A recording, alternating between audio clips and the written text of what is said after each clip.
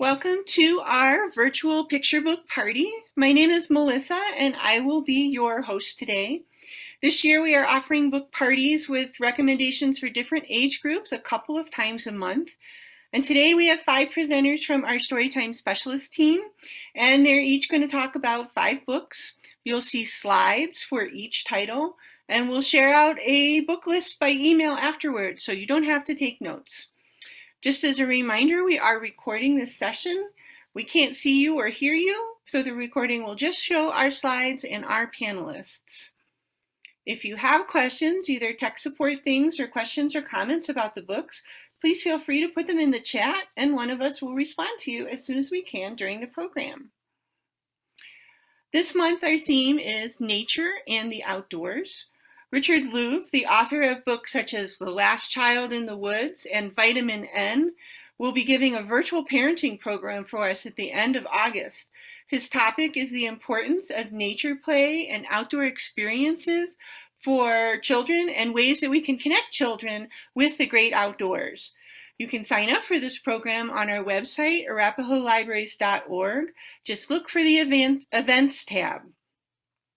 To go along with his topic, for today's book party, we've selected books that highlight outdoor activities from the backyards to mountain trails about the seasons and weather and ecosystems and all sorts of great outdoor themes. I'm going to have all of our presenters introduce themselves. Please say your name and your position at the library. And Elizabeth, please go ahead and get us started. Hi, I'm Elizabeth and I'm a Storytime Specialist.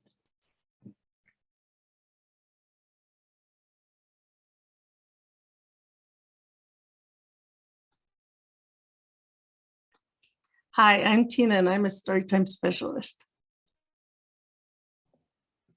Hi, I'm Amika and I'm a Storytime Specialist.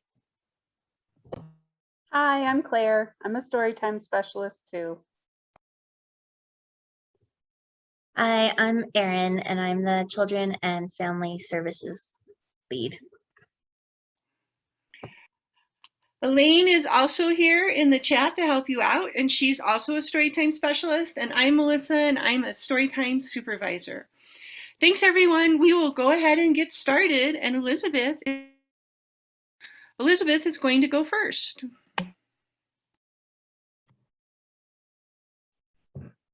"10 Beautiful Things" is one beautiful book. Written by Molly Beth Griffin and illustrated by Maribel Lechuga, it tells the story of Lily, who is struggling with a big change that requires a long trip to her grandma's house in Iowa. Graham comes up with a game of finding 10 beautiful things along the way.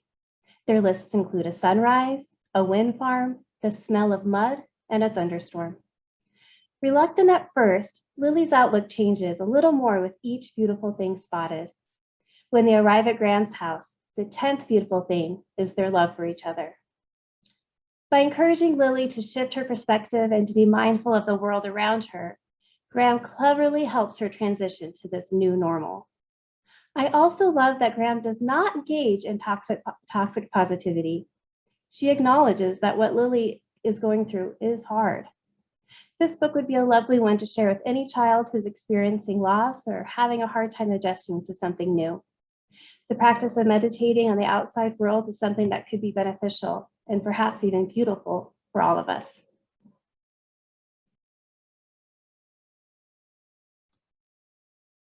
Hi, my first book is Do I Have to Wear a Coat?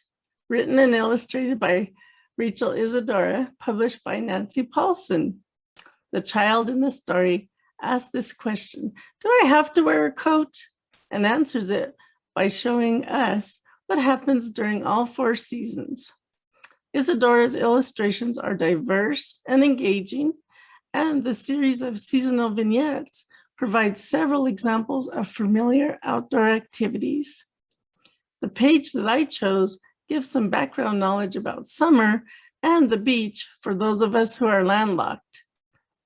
Looking with an inclusivity lens, Isadora, who is a former ballerina whose career ended because of an injury, shows us 2 children in wheelchairs playing tennis. Yay for the example of someone in a wheelchair participating in outdoor sports.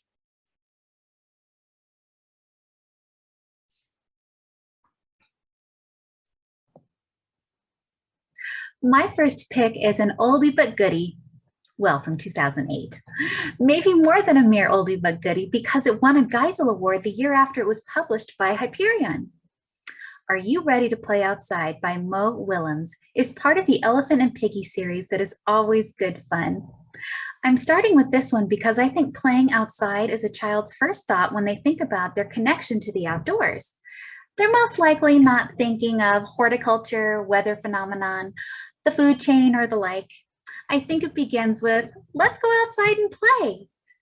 In this fun series, Piggy and Gerald are gearing up for a great day in the sun. They don't have any special toys. It's just two buddies going out into the sunshine to enjoy it. But then Mother Nature surprises them with an epic downpour. What's a couple of friends to do? The answer? First, express extreme frustration and disappointment. But then something great happens. Others model how they're having fun in the rain. It opens up possibilities and a change in viewpoint and attitude. Small life lessons, big results. Even without all that, this book is funny.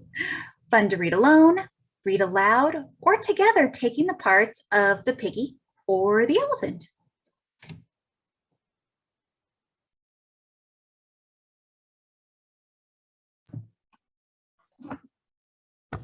I chose Forest Baby for the nature and outdoors topic because it shows a mom and baby outside observing nature. The vibrant painted collage illustrations by Shantala Robinson beautifully accent the rich vocabulary used by the author, Lori Elmquist. Close your eyes and imagine this excerpt. Reach to leafy maples with winged seeds. I can picture the helicopter seeds twirling to the ground. Reading rich vocabulary with your toddler expands their knowledge of different words and helps them become great readers. If you are looking for a way to connect your 2 to 4-year-olds with nature, this book is a great place to start. The board book is so sturdy, you don't have to be afraid to let your child turn the pages by themselves. Let them be excited to read and at the same time, get ideas about how to observe and talk about nature on your next walk with them. You can also find this as an ebook through Arapahoe Libraries. I hope you'll check it out.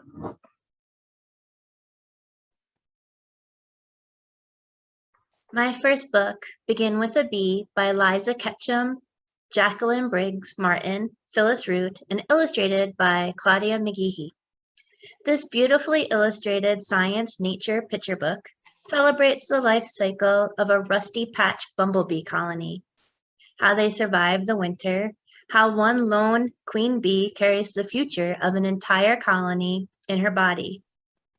You will follow the step-by-step process of her finding pollen, laying eggs, feeding the larva, watching the eggs hatch, getting female worker bees who can help the queen find food. The other eggs are males and future queens, and then the entire process starts again. Each page contains beautiful scratchboard illustrations with simple poetic text. But the notes in the back give you more information about these bees and their endangered status. The authors also have provided 10 suggestions that people of all ages can do to help the struggling bee population.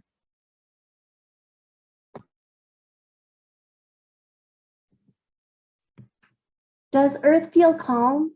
Does Earth feel curious? Does Earth feel hurt? Does Earth feel heard? These are a few of the 14 questions posed in this book written and illustrated by Mark Majewski.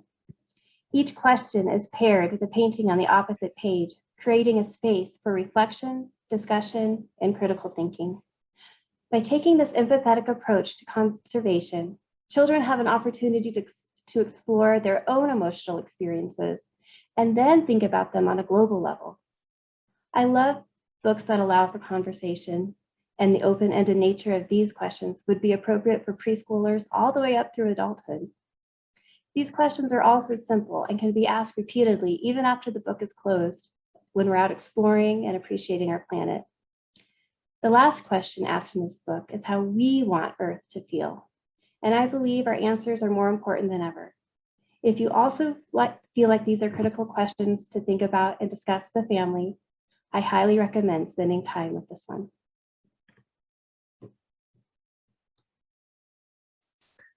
My second book is I Am the Storm, written and illustrated by Jane Yolen and her daughter Heidi E.Y. Stemple, and it's published by Rise.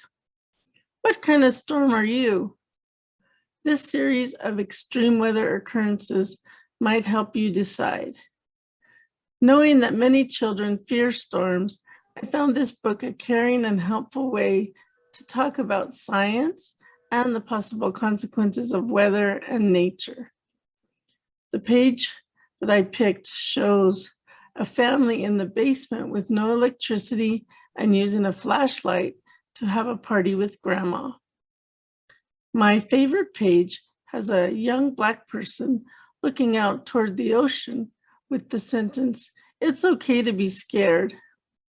The book includes facts about hurricanes, tornadoes, wildfires, and blizzards. I think you'll enjoy it.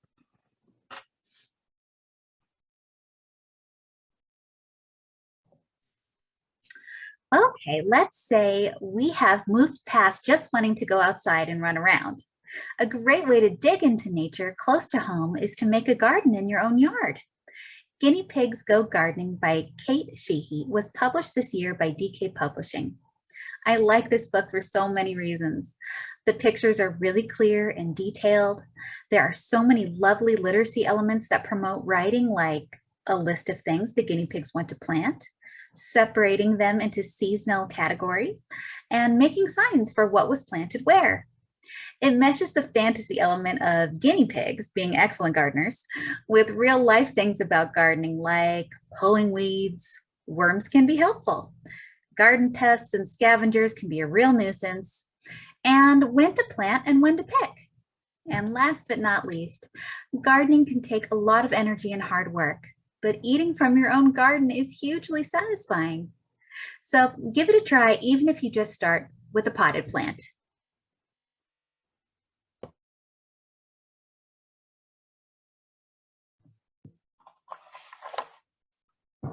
Pete Oswald is the author and illustrator of this nearly wordless book called Hike.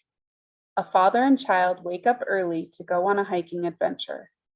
This story is a walk through their entire day via pictures, beginning with waking, getting dressed, feeding the cat, and driving to their hike.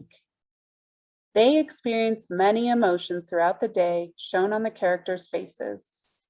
These emotions may be wonder, excitement, fun, connection, peace, fear, and triumph. They come to a spot where they plant a baby tree showing gratitude for the grand forest around them, and then they drive back home. When they return, they feed the cat, change into pajamas, and go to bed, completing their journey. I hope to read this book with my son and let him describe the pictures and explain to me what is happening. Whether you've spent a day hiking or not, you and your child can connect with this book to understand what a day present in nature can be like.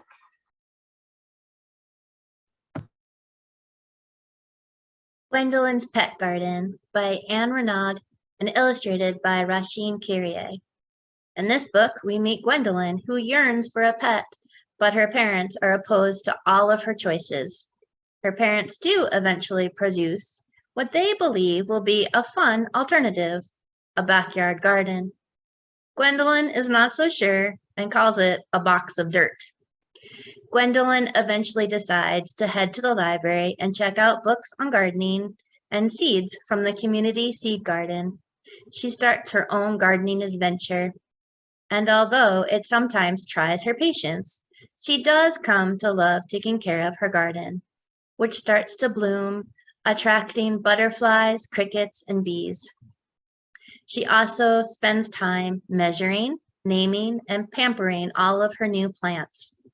Her garden may not have any legs, but Gwendolyn learns to take care of it and watch it grow. A fun book for preschoolers and early grade schoolers that might just spark an interest in learning how to take care of plants.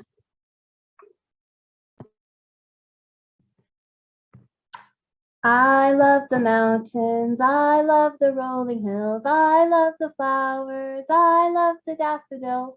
Okay, I won't keep singing, but I will say that I think it's always nice to add a book you can sing into the routine of reading aloud to your children. If you are familiar with this song, it might bring you back to being at camp and singing around the campfire, or maybe family day trips up to the mountains. If you're new to it, then I'm happy to introduce you to a charming favorite of mine. Husband and wife team Haley and Kevin Myers illustrate the delightful lyrics with art that is equally engaging. Your little ones will bounce along as you sing about things they might recognize and love themselves, such as bumblebees, flowers, and stars. Singing is also a perfect way to practice hearing and playing with smaller sounds and words, an excellent skill for reading success. So, belt out those boom-diatas together, whether you are roasting marshmallows at a road trip or snuggled up for a story time, and enjoy the simple pleasures nature has to offer.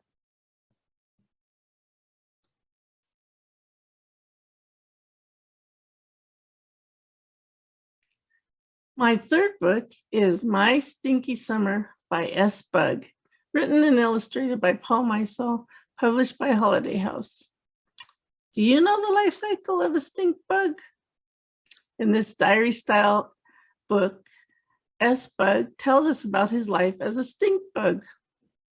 There's humor and an opportunity to talk with your child about emotions when S. Bug describes being rejected because of the stink. The page here shows the day S. Bug was born. Can you see him there in the tree with his siblings? As you open and close the book, there's artwork and fun facts about the stink bugs. I chose this after a recommendation from my colleague Georgia, and because the diary style writing is a popular one with our young readers. So enjoy the book.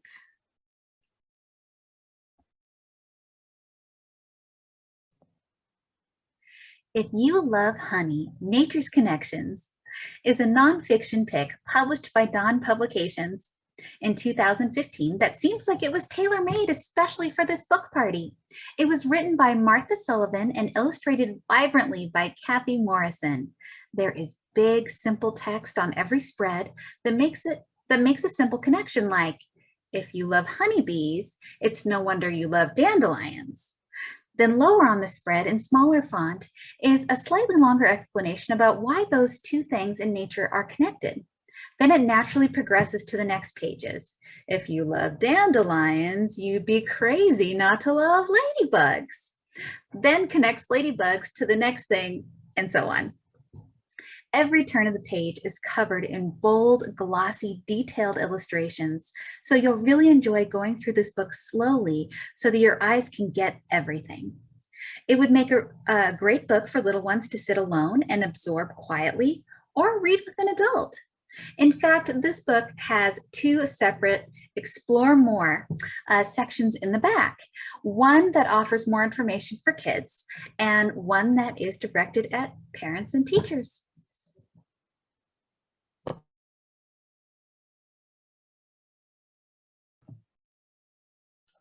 Outside In by Deborah Underwood received the 2021 Caldecott Honor and several other awards, including New York Times Best Book of 2020.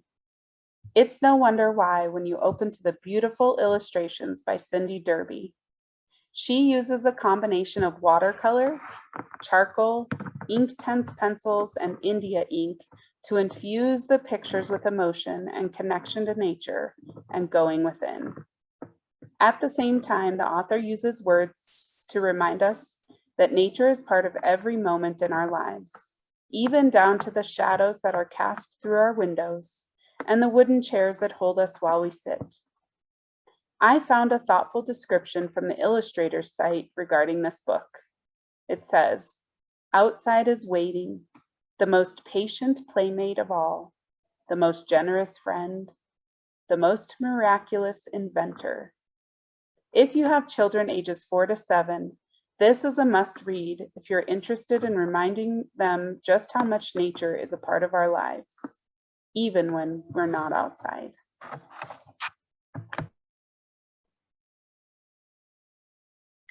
My next pick is While You're Away by Theodoros Papanou and illustrated by Petros Bouillabaisse. This fun European import answers the question, what happens in nature when there are no humans around to watch it? The answer is so many things. The author and illustrator will take you on a journey deep into nature and the wondrous world around us. Bears drinking from a river, mother deer searching for blueberries to feed her fawns, lizards warming themselves in the sun. Each colorful page holds new discoveries and a gentle reminder that amazing things happen in nature, even when you are not there to notice them. But if you are out in nature and follow the author's advice, keep still and quiet, you may just witness them happening. This would be a perfect book to share with your child before heading out on a walk around the park or a hike.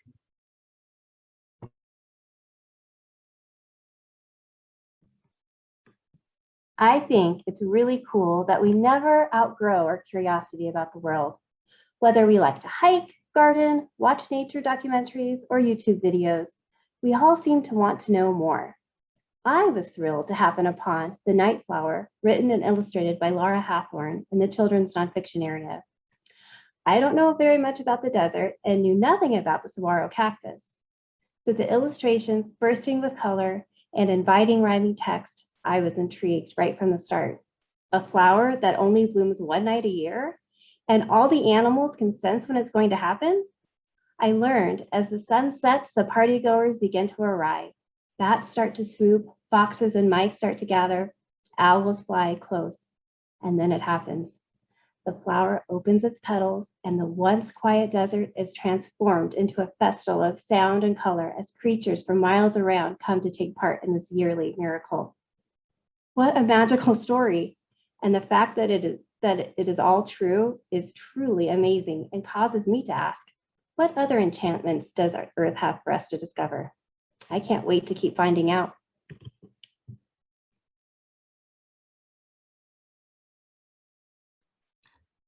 My fourth book is The Not So Great Outdoors, written and illustrated by Madeline Cloper and published by Tundra. How do you feel when you go outdoors?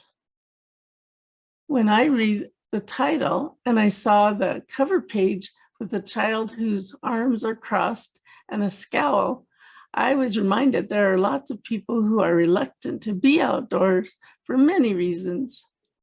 I have overheard children, including my daughter, complain that there's no devices or the lack of other conveniences, just like the child in our story.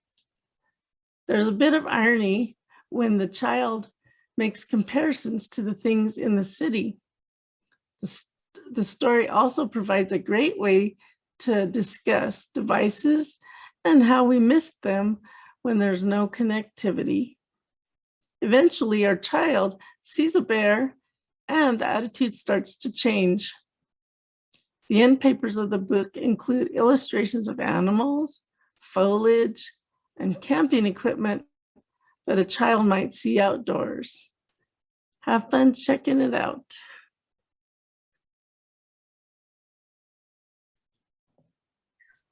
This book goes well with the last one because I have to admit that sometimes I enjoy looking at nature from inside of my house, and you have to drag me out of my comfort zone to experience the outdoors in all of its glory, which is why I love Bruce's Big Fun Day by Ryan T. Higgins, published by Disney Hyperion in 2019. It features Bruce the Bear, who stars in many other fun books by Higgins that we also have in our collection. Anyway, in this book, Bruce starts his day getting woken up by his uber excited friend, Mouse. Mouse cannot wait to hike, picnic, swim, etc. with his big buddy. And Mouse is having the time of his life. Can you guess what kind of day Bruce is having? This book illustrates many outdoor activities one could enjoy with a friend. But the thing about friends is you can love your friend and still not love the activities they love to do. I giggled my way through this early reader, and I think kids will too. A lot of Bruce's and Mouse's activities will pull in background knowledge and present a great opportunity for discussion about how you and yours would enjoy nature together.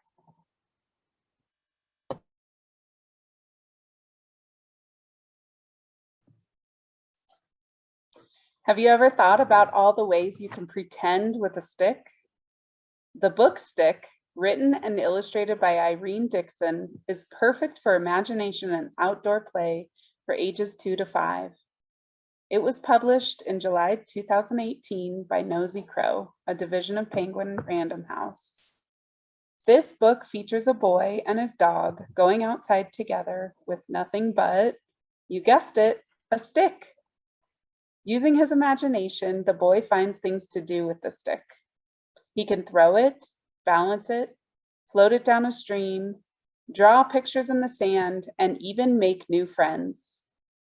I love the simplicity of using what you find outside. No official toys necessary. Find this book in our picture book collection shelved under activities. If your child likes to pretend, then they are sure to connect with the boy in this book and get some ideas for their next venture outside. Grab a stick and see what you can come up with.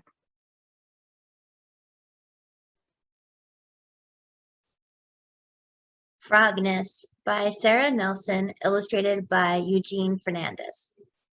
Sammy and their dog head off on an adventure in the marsh behind their house and are sure this will be the evening they finally catch a frog. They cannot see any as they trudge along over logs and through plants, but they can hear them everywhere, croaking, chirping, and burping. Sammy narrates the adventure, describing the sights and sounds as they poke, peek, wriggle, and sneak around the marsh in search of their ultimate amphibian prize. Finally, our explorers, a bit frustrated at not finding those sneaky frogs, quietly lay down, and to their surprise, the frogs come to them. But there is still one last surprise for our young explorers at the end that I won't give away. The back of the book gives more information about frogs that provides a nice jumping off point for further investigation about our frog friends.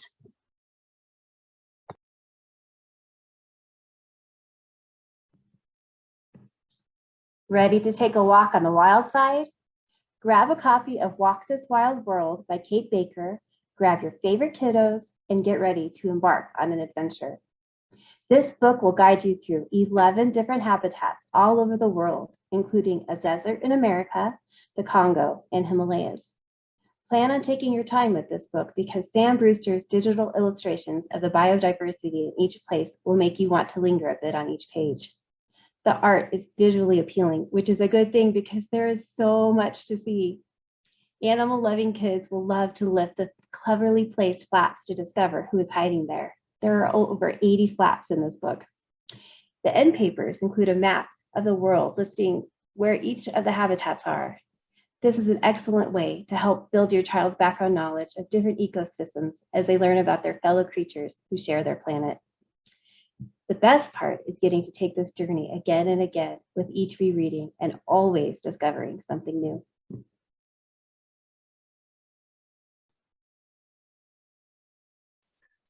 My last book is The Weather Girls, written and illustrated by Aki, published by Henry Holt.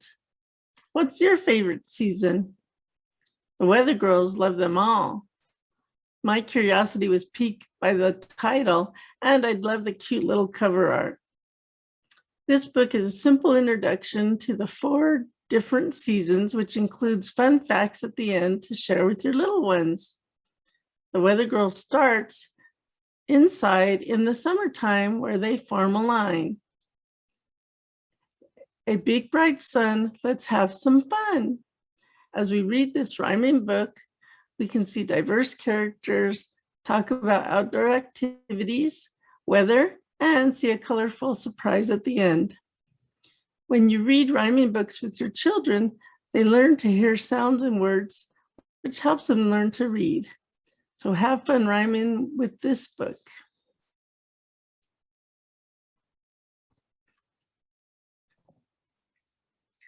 The true story of Jadav Paying, The Boy Who Grew a Forest, written by Sophia Goals, illustrated by Kayla Heron, and published by Sleeping Bear Press in 2019, is a compelling tale of how a child made a real difference in the world. This book is based on the real life of Jadav Molay Paying and his experience with deforestation where he lived. He saw what was happening to the landscape, and he feared that no trees meant no animals, and no animals or trees would mean no people. But he wasn't just paralyzed with fear, he was motivated by it. Almost single-handedly, Payang cultivated a bamboo forest that started with him planting just 20 saplings. 30 years later, the Malay Forest of India is thriving and now larger than 1,300 acres. This is an uplifting, enjoyable story that illustrates a symbiotic relationship between humankind and nature, and how one person, one kid, can make a difference. We take care of our environment and it takes care of us. At the end of the book, the author even has included directions for beginning a forest of your own.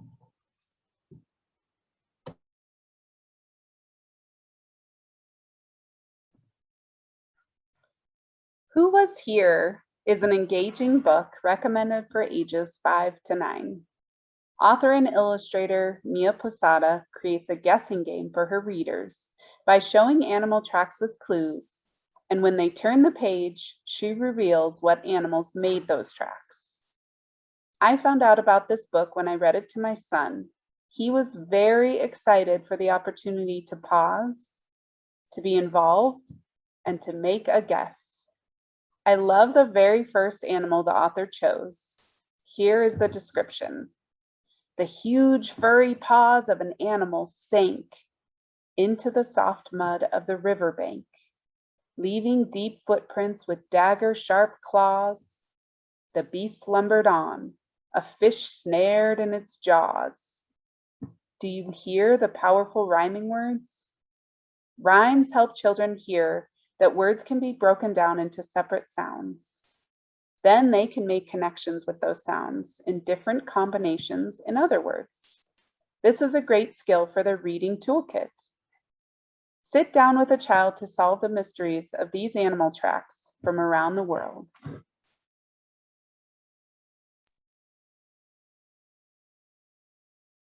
Look What I Found in the Woods by Mariah Butterfield, illustrated by Jesus Verona. This fun book is part story, part search and find, and part nonfiction nature book. 3 friends head out into the woods in search of treasures like a curly stick, pine cones, bugs, and more.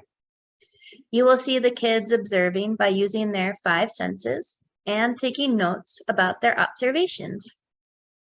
Each page has a checklist of items for kids to find on each page, as well as information about tree and leaf shapes, different types of bark, edible plants, and other treasures you can find out in nature. A fun book for kids of all ages that will get you excited about heading outside and searching for your own nature treasures and discovering some of the plants, trees, and other fun nature items mentioned throughout the book.